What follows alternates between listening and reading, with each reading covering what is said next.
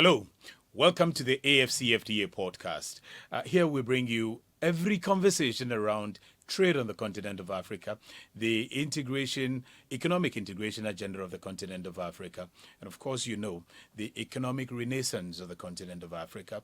We encourage you to always tune in, listen to the conversations, learn, share with your friends and partners, like them and comment as much as possible. We try to engage you on the various social media platforms and online as far as we can. Now, we also encourage you to continue to pay attention to the conversation and even share with us what you advise us to bring to you, because as much as possible, we want to bring the conversation of trade on the continent of Africa closer to you and you closer to that conversation, particularly regarding the AfCFTA Agreement.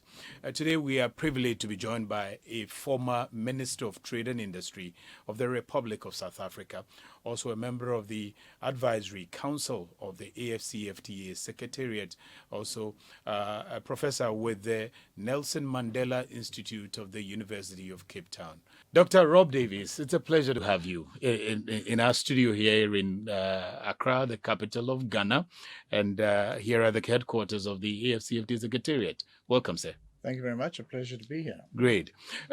But by the way, a lot of us listened to you then as a trade minister. We saw you quite a lot and doing so much. And some of us continue to hear you do quite a lot, particularly in the academia and in advisory and all of that. What have you been up to? Well, I left government in 2019, but I was in government when the AfCFTA was being negotiated, when the agreement was being developed and signed. So I was there during that time, and I'm pleased to see that the institution is now bedded down. It's now established itself and has advanced in terms of the basic architecture envisaged in the agreement. As we can talk a bit later, I think that there are some real challenges that we're all facing as the African continent in very, very fast-changing global circumstances, which I think make the AfCFTA much more imperative for us, but also require that the AfCFTA, having now being negotiated, now has to move into implementation and become an implementing tool that is able to support a higher level of value-added production, economic diversification, create regional value chains, and all of that. So that's what I think is the challenge that confronts the organization at this moment. Great. And you look back then as a policy implementer, policy maker, being in government, and now in the advisory space. What would you say are the differences that you're probably acknowledging in terms of the negotiations at the time and now the implementation? Well, I think the implementation requires a lot more strategic thinking, with, I think, a role for much more reflective analysis, which I frankly enjoy that quite a lot. And so I think that this is something that we need to embed in our work. We have an architecture in place, which was established by the agreements. And I think now, though, that we're moving into a world, I think, where in fact, regionalism is becoming much more important than it used to be. And that certainly for the African continent, our only hope of actually moving into higher value-added production now lies in our own region and working together with our region, because the path that every other industrializer, up to and including China, so before that the East Asian countries and so on, all those countries that were once developing or underdeveloped countries that have now emerged as industrial powerhouses, these countries all did so on the basis of exporting finished goods to the markets of the global north and the rich world. And that path is now become strewn with so many obstacles that our only real opportunity now does lie in, first of all, the African market, but also then, I think, in building solidarity and common positions in the way we confront the challenges in the world at large.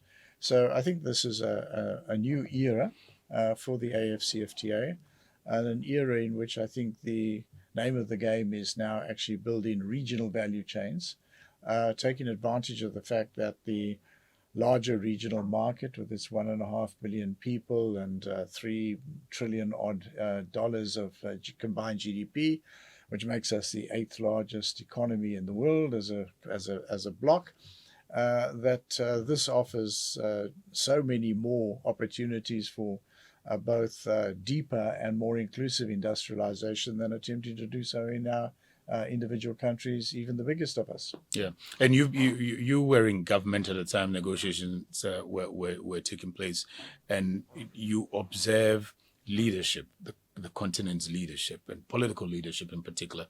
What's your assessment of the will from the continent's leadership thus far? Well, I think it's always been a challenge to develop leadership which is both thinking long-term and strategically. It's always a challenge in any regional integration project. I think it's had its ups and downs. It wasn't perfect at the time when we signed the AfCFTA, and I think now the issue that confronts, I think, those of us working in advisory space is we can present analysis and proposals, and it's up to political leadership to take this forward or not. I think if we don't, and we don't move decisively and significantly into value-added production as we move into this low carbon economy, the climate crisis-induced transition that's taking place in the rest of the world, if we don't emerge from that with more industrialized than we are now, this transition is going to be highly unjust to the people of Africa, particularly taking into account the fact that Africa is going to be disproportionately affected by global warming. That's what climate science is telling us, and that there's no funding from any Father Christmas outside there for adaptation of any significance. So I think that we really have to make our economies perform much more effectively. There are opportunities in the green industrial development space. There are also many challenges. And I think, for example, to take something like critical minerals, we all know that Africa is the home to a very significant part of the mineral requirements for the new low carbon technologies. But if we are just going to be supplying raw materials into other countries' manufacturing processes, we're going to be located at the bottom of value chains, the low income part of value chains. And whilst some people possibly may get a bit rich off this, the fact is that the developmental imperatives will not be realized. And I think that so we have to identify the advantages that we have as this transition is unfolding and work to make sure that those happen. And particularly, I think it's not an easy job, but it's a job that has to be done, that we're not looking for pockets of industrial development in this, that, and the other country. We're looking to build regional value chains. What does that mean? It means that we would expect there to be different parts of production processes producing more value-added products that are carried out in different countries. And it has to be inclusive. It has to have some opportunity for the smaller and poorer, as well as those that have got a bit more potential. This, I think that there's already been quite a lot of work to identify the potential value chains that could be developed. And I think it's time now that we sit down and we strategically evaluate what do we need to do to get those value chains actually functioning. And there's a lot of different things that have to be done. And some of them are going to require the courage to be able to, for example, in critical minerals, turn around to the rest of the world and say, we're no longer going to just offer you dirt out of the ground.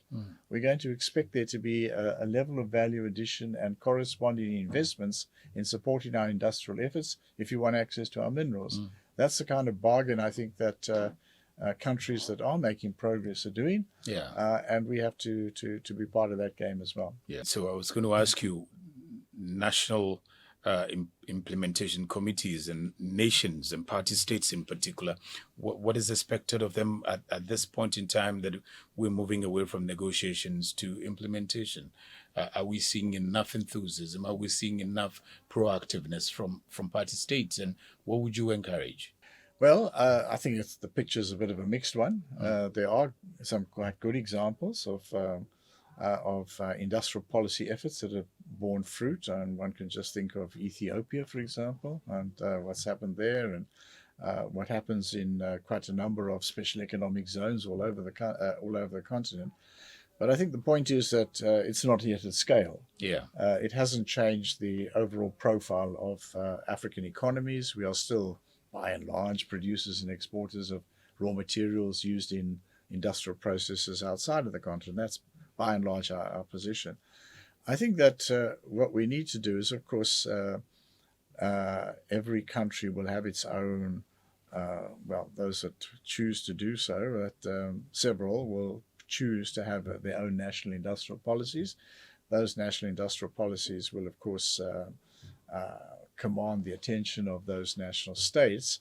But we also need to recognize that there are some huge advantages to coordination of those policies and programs, that if, for example, several of us are trying to achieve similar things in our external relations, we achieve a whole lot more if we work together, as well as things like if we want to, for example, produce more motor vehicles on the continent. It's not going to be that every country on the continent can have a fully, completely knocked down kit production center. I think the work has already been done. There's a limited scope for that, but almost every country on the continent can get involved in that value chain as component manufacturers and aftermarket product manufacturers and so on. And so we need to be working to add to the efforts at national level through coordination and also cooperation. So I think that at this stage of regional integration that we're at, we probably need to be promoting cooperation and coordination rather than thinking that there's going to be some central AU or AfCFTA level direction. Someone's going to sit up here at this level and say, you will do this, you will do that, you will do the other thing. That probably wouldn't work. Yeah, they have to own it themselves. But if we start cooperating and coordinating around strategically worked through programs and policies, I think there's a lot of value addition that we can achieve through that. Great. And you are an African. You've worked and done quite a lot for your country and for the continent. How do you see the future with AfCFTA we have today, and the future of the economy of Africa, the future of trade on the continent of Africa? Thus far we have come with the AfCFTA dream. So I think that I'm part of the school which supports what we call development integration or developmental regionalism.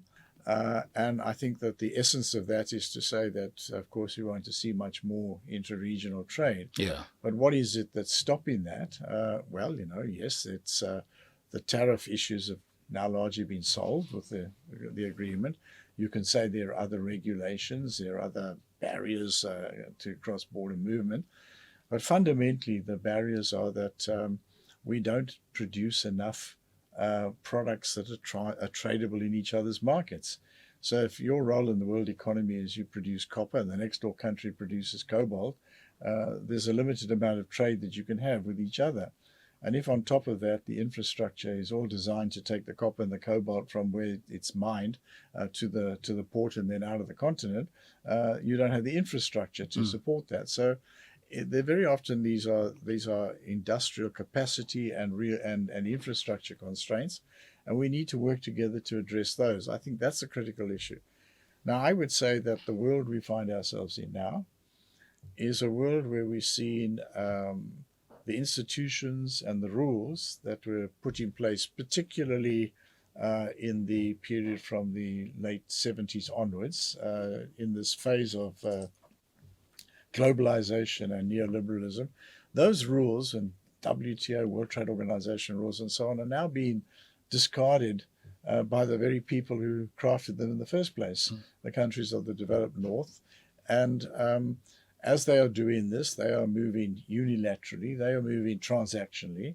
They are no longer interested in even pretending that their objective is to promote a kind of inclusive growth and development that is part of that we are part of. So I think that what we need to do is we need to understand this is the world we're in, and that we need to work together ourselves around our own programs and policies. Yeah. And I think that's really where we are. So I think that, for example, I would take something like the AfCFTA's investment protocol, where we've gone through that investment protocol and we've got a rather different architecture to what was the standard investment protection agreement that was developed in the 1980s. It recognizes the rights of countries to regulate. It has an obligation on countries to promote sustainability and environmental sustainability as well as development. And I think that all of that is a different kind of approach to things which were the subject of international agreements that are now those agreements are being challenged or are being seen to be illegitimate and have been discarded. I think that this is the sort of approach we need to adopt. So we need to be working and developing things here in our region that can eventually shape positions that we want to take on the big battle that's going to lie ahead in the future, which is going to be to shape a different kind of multilateralism. Obviously, what we want is a multilateralism that's more inclusive and more developmental focused. We could get a multilateralism that is quite the opposite if we're not part of those debates and not shaping it according to our needs and interests. Great. And what future do you see for the young African that's in the fintech industry, for instance, in Southern Africa, aiming to scale to say the West African market or the East African market? What future is ahead for the young people? Well, I think that there's a huge advantage to having a young population. The young people are more innovative. The young people tend to be much more literate in the new technologies, digital technologies, as we move into the era of artificial intelligence. We had here at the meeting, the training session, we had a wonderful presentation by Professor Arthur Mutumbara, who was talking about this transition to artificial intelligence. And I think the reality is that if we are able to seize opportunities, this will be a positive. If we let it passively pass us by and we end up not playing any role at all in its evolution, development, and application, what's going to happen is it's probably going to be a net negative to us. We'll lose jobs rather than anything else. So I think for young people, the world we're entering in is one where much more dynamism, much more entrepreneurship, not just in the sense of starting your own company, but in the sense of your whole life being one where you are continually learning, where you're continually looking to do things differently and to find a competitive edge for yourself.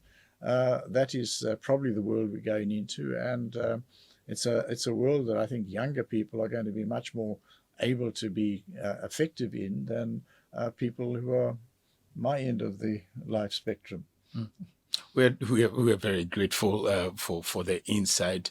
What we would want from you, being the last one, will be the message that you send across all sectors or segments of the continental public, with where we are, with the phase in the phase of the AfCFTA that we have, having moved from negotiations now, having commencing the implementation stages. What message you have for all sectors or stakeholders on the continent of Africa as to looking into the future in our attempt to create a single market? Well, I think that probably what everyone should be asking themselves, whatever they do, whatever line of business or whatever economic activity they're in, they should ask themselves, what does it mean for me to try to work in the context of the AfCFTA? Because I think if you think it through, as I think a number of industry players have already done so, there is great extra value to be had by thinking at the continental level and thinking through the prism and lens of the AfCFTA. So I think that it's not just a question of an institution selling the fact that it has established itself. It's a question that this now has to be a fundamental prism through which we look at all the activity that we carry out wherever we are on the continent, because there is much to be gained by working together through the framework of the continental-wide market that we have established through the AfCFTA. Thank you very much, Dr. Rob Davies. We appreciate every moment that we have spent with you and your commitment also to the AfCFTA, being on the advisory council, and the AfCFTA Advisory Council, and also Dr. Rob Davies is a former minister in charge of trade and industry in the Republic of South Africa, served this country, served this continent immensely, and then now with the Nelson Mandela Institute as well. Doc, thank you. Thank you very much.